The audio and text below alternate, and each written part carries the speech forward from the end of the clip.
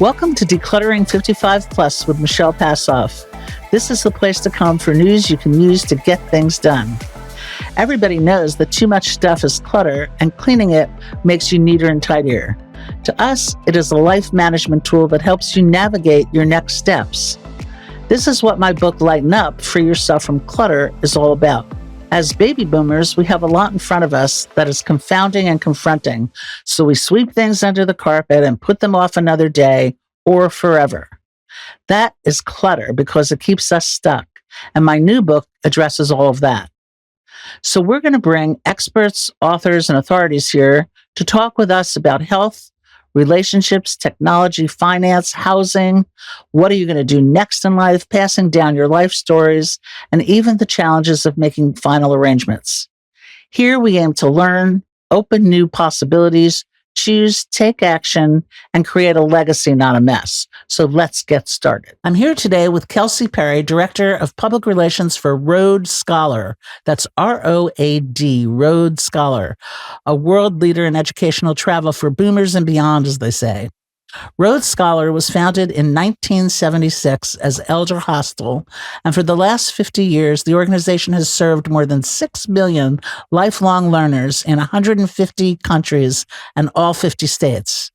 Interestingly, it's a nonprofit company, and Kelsey is here to talk about its educational programming around the world. So welcome, Kelsey. Thank you for having me. Yeah, you're speaking to us from Rhode Island, is that right? Yeah, Providence, Rhode Island. That's where I live. Okay, well, that's a good place to start to go anywhere around the world. As I mentioned in the intro, Road Scholar was founded in 1975 as Elder Hostel. Can you tell us about the evolution of Elder Hostel to Road Scholar and what the organization is all about today? Fill us in. Absolutely. So, as you said, Road Scholar was founded almost 50 years ago. So we're celebrating our 50th anniversary next year, which is really exciting. And we were founded as Elder Hostel. And the format when we first were founded was a little bit different. It was taking older adults to college campuses, and they would stay in the dorms, and they would take classes in the lecture halls, and they would eat in the dining hall, that kind of thing. So it was more like a back to campus type experience for older adults who were interested in lifelong learning.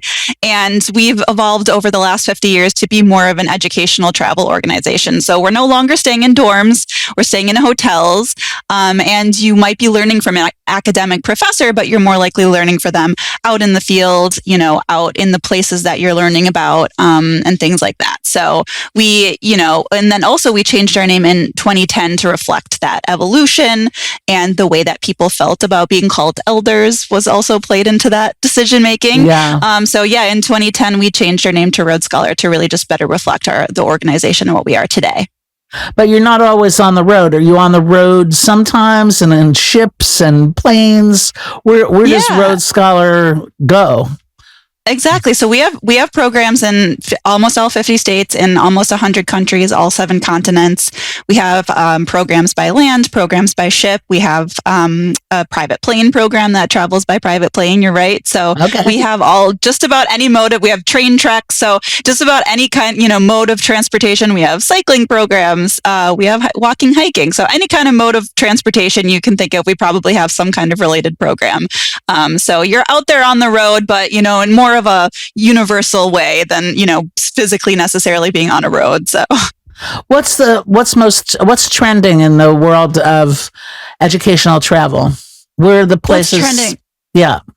That people are going? Well, I would say generally what's really popular with us, walking and hiking programs in national parks specifically. People really are interested in national parks.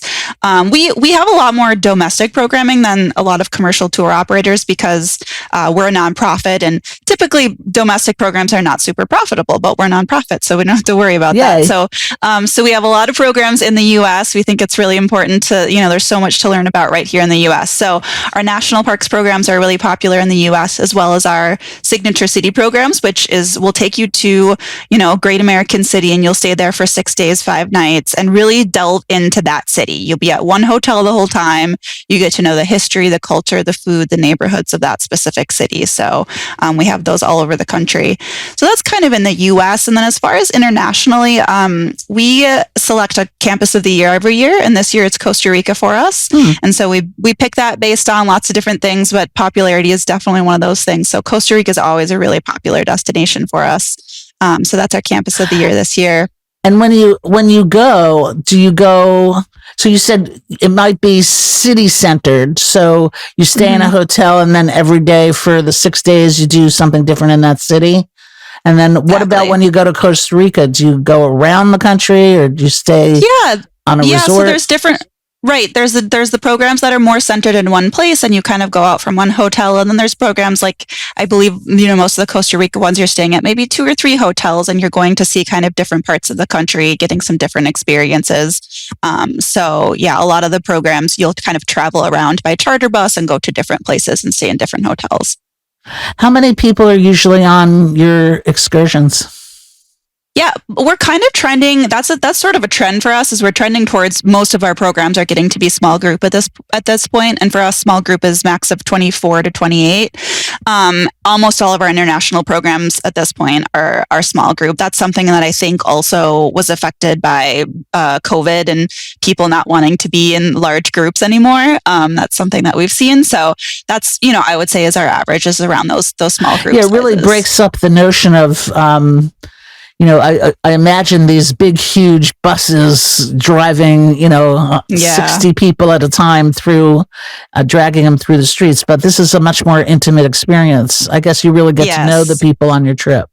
Definitely. And another thing, comparing to that, what you think of as like a big tour bus with a bunch of people, all of our programs have listening devices, or most of them do, especially the city programs. And so what that means is you have earbuds, and then you have a listening device around your neck, and your group leader or your instructor that's taking you around whatever you're seeing, whatever you're learning about, will be speaking through a microphone. So you don't have like a tour guide who's got a big group and they're shouting in a city center and, nobody can hear them. So this way, everyone can hear it right in their ears.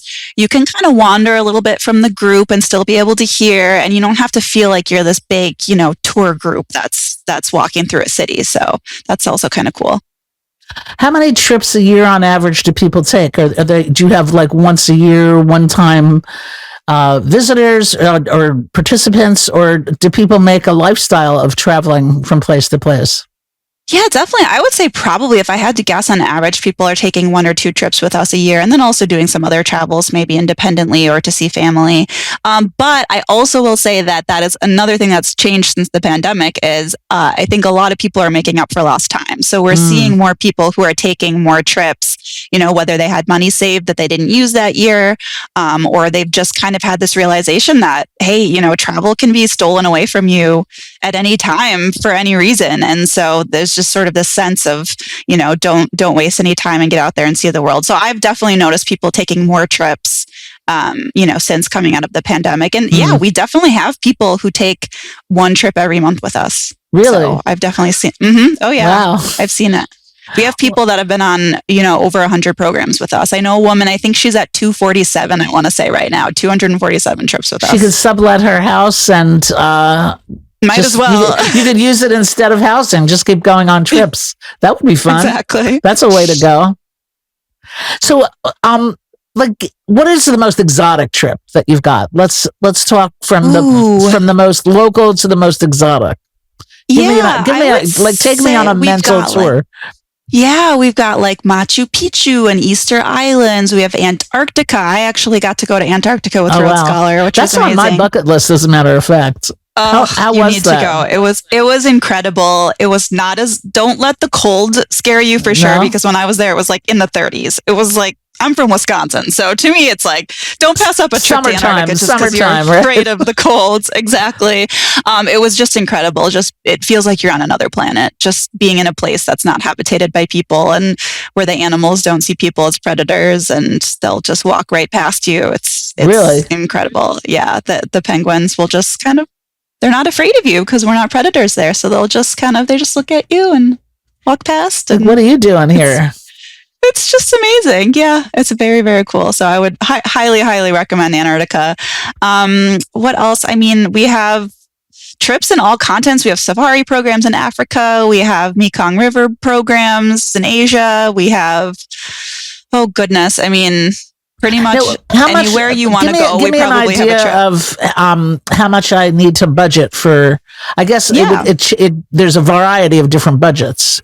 There's such a range for our program, so I can give you some generalizations, but we have 4-day programs in the U.S. We have 4-month programs around the world. So there's really 4 months at a time. 4 months, yeah. Where are you going for 4 months? I want to hear this. We have World Academy programs that are by ship, and it's sort of like you've maybe heard of like a semester at sea kind of thing. So you're on a ship for 4 months and you're going around kind of all over the world and stopping in a bunch of different ports. So it's and we have 6-week programs that are living and learning, where you go to a city and you stay in an apartment and you take language courses during the day, but you kind of just live like a local citizen during the rest of your time. What is that called? Where you learn the languages? They're called living and learning programs. So we have them like in Sevilla, in Provence, mostly European cities, mostly French and Spanish, and Italian. You go and set you up with an apartment in a great location that's in the city center. So you have access to everything in the city, and you take language courses with the group during the day, and then you'll go on kind of field trips on the weekend out into the countryside with your group. But you're kind of just there immersing yourself in the culture and living like a local. So those are really cool. Yeah, so as far as how much they cost, I would say the programs in the US are, we have programs as low as like $700, I think is what they start at for the US programs, but they're going to range probably in the $1,000 to $1,500 kind of in the US. Internationally, more like 3,000, 4,000, maybe something like that. Okay, you mentioned the 4-month programs, but these are week-long programs that you're talking about? That run still at that a range. rate? I mean, some of them are 6 days, some of them are 10 days, some of them are 2 weeks. There really is such a range. So, you kind of just got to figure out what you're looking for and then go to our website and just use our filters. That's the thing. Now you have the problem. You have such a variety. Like, where do you even begin to? I say the Cheesecake Factory problem. The Cheesecake Factory problem. You open the menu and there's too many. No, at the Cheesecake Factory, you look at the menu. They have everything on their menu, and it's like, where do I even begin?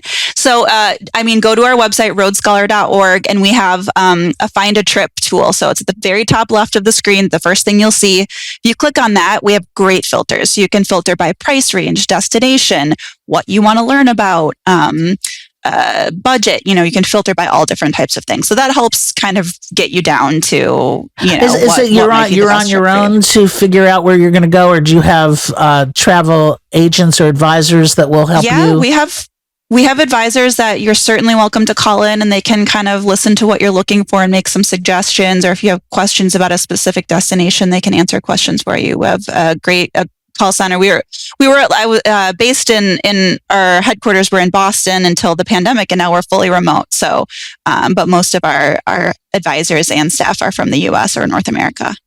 It makes sense that you can be anywhere in the world while you're working, right? Exactly. You probably need to. I think I want your job. It gives the rest of us flexibility to travel more too. So if we want to go, even before the pandemic, I went and worked from Ireland for a month, and I just worked US hours, and I, worked during the week, and then I just lived in Ireland. So yeah, it's wonderful. Great. What age group is the Rhodes Scholar for? Yeah, so we have always been all about older adults. So that's over 50 is what we say. As you said in the introduction, boomers and beyond is what we like to say. But we're starting to get to the point where Gen Xers are in our age range as well. So that doesn't really fit quite as much anymore. But yeah, over 50, the average age is 72. But that's really an average because we have people in their 50s and we have people in their 90s. So, is it a mix of couples or singles, or how does that work? Yeah, exactly. A mix of couples and singles. 30% of our travelers every year are solo travelers. And 85% of those solo travelers are women. So most of our solo travelers are women. And we actually did a study this year. I had been hearing anecdotally that there were a lot of our solo travelers that were actually married women who were leaving their husbands at home because they didn't want to travel. And I thought, wow, that's so interesting and also kind of empowering and amazing that they're not letting these guys hold them back. So I did a study on it, and we found that at least 60% of our solo travelers are married and Wow. leaving their spouses at home to travel, which I just think is so fascinating. I was talking to a friend of mine who lives in a 55 plus community, and they were leaving on a cruise in a few days, and it was a women's cruise, and half the women were married and half the women weren't. So, maybe it's because of their ability to, health-wise, to be able to, sustain that travel. We did rigors. Is it rigorous to go on these tours? Sure. So, let me say first that when we did the survey, we asked the people who travel without their spouses, why don't your spouses travel with you? And the number one reason was they don't want to travel. They're just not interested in it. Which that's what I was expecting. Maybe it's health reasons. Maybe their husbands aren't retired yet and they don't have enough time. And, a fair number of people chose reasons like that, or they have a dog and they need to stay home, so they split up. Maybe they just have different interests and want to travel, like their husband wants to go on a golf trip and they want to go do something else. So those were all fair number of answers as well. But the number one reason was their husbands just didn't want to travel. So my next study that I want to dig into is, why don't these guys want to travel? Why are women so much more interested in travel and so much more adventurous? I just think that's, I want to know more. So I'm intrigued, and I'm probably going to do another study this year to delve into it a little bit more. We were the generation of women who got liberated. So this is forging new frontiers and liberation, I guess. You can, if you want to travel alone, you can. And and I think that doesn't make it mean anything. It really is a mark of the demographic that we're serving, that shift. 2/3 of our participants at this point are boomers. And not only are boomer women just more independent and adventurous, but I think we're just at a time in the world and society that, these women are allowed to travel by themselves. And, it's not completely unheard of for a woman to leave her husband at home and travel. And maybe after 50 years of marriage, you need a break. Exactly. you need a vacation from each other. Who knows? And that's what we're hearing is fondness makes the heart grow fonder. And if they can go off and have their separate adventures and then they come together, they got something to talk about again, Yay. So exactly. Now, you also have an ambassador program where people can volunteer. So one of the things people like to do in their retirement is travel, for sure, but they also like to give back and volunteer, and you have that opportunity. Is that correct? Yes. So we have about 150 ambassadors right now, and there's lots of different things that they do, but primarily at this point, they go out into their communities. And they just help us spread the word about Road Scholar. They go to their local libraries, or they organize their hiking group together, and they do a presentation about Road Scholar just because they want to help us spread the word and get more people to know about Road Scholar because they love it so much. And they'll go to a local senior expo, and they'll exhibit at a table and talk about Road Scholar.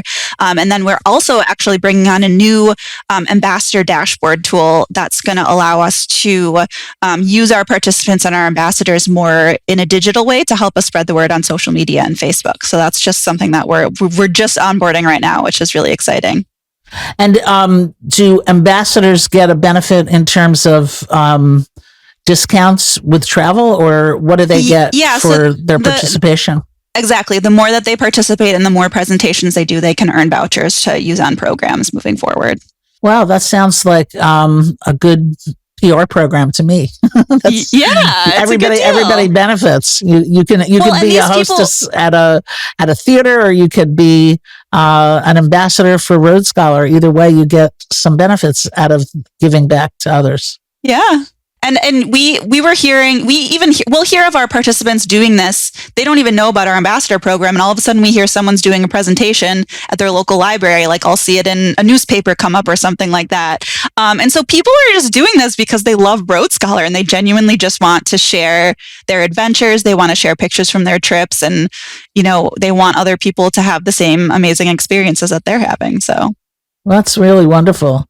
What else should we talk about? How about packing? People go on these trips and then they have to lug the luggage, or do you have any you've done enough traveling to be able to tell us when you do travel what you should keep in mind in terms of packing? How do you pack for 4 months? How do you pack for a week? What's your secret hacks on packing? Yeah. Well, I can speak from my own experience. I also can say that we have a really amazing Facebook group called the Women of Road Scholar, and it's over 20,000 people at this point. And these are the things they're talking about in that group: is what should I pack for this trip? What should I pack for that trip? What are your packing tips? And so, overwhelmingly from them and my own experience, the number one thing I can say is try to pack light. I know it's difficult.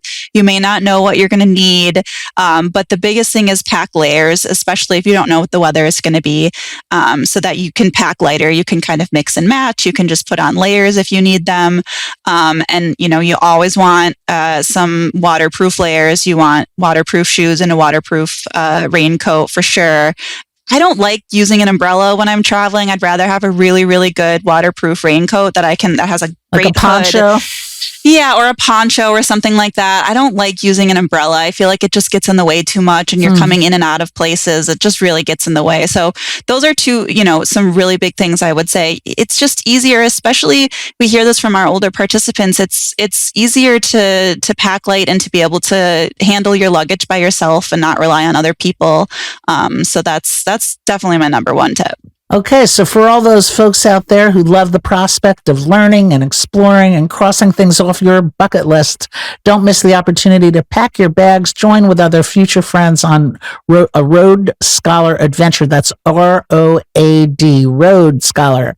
And you may be flying, you may be on boats, you may be hiking. One way or the other, you're getting out there. So look for Road Scholar at www.roadscholar.org and check one more thing off that bucket list. Well, I am going to go home and do that right now. I'm so inspired. Thank you for being with us, Kelsey. Thank you so much. Well, that's all we have time for today. So let's wrap things up with a request that you go to our website, www.decluttering55plus.com, and click on the Let's Connect button. Share your thoughts, insights, and tell us the lessons you've learned. If you're facing challenges or celebrating triumphs on your decluttering journey, we want to hear from you. Connect with us on social media. Like us on Facebook, follow us on Instagram, and subscribe to us on YouTube. Let us know you're part of our community by rating and reviewing us from wherever you're listening from today. And don't forget, invite your friends and family, young and old, to tune in too. Let's include them in the conversation. The more, the merrier. Thanks for being with us today. And until next time, this is Decluttering 55 Plus with Michelle Passoff, wishing you a clutter-free day.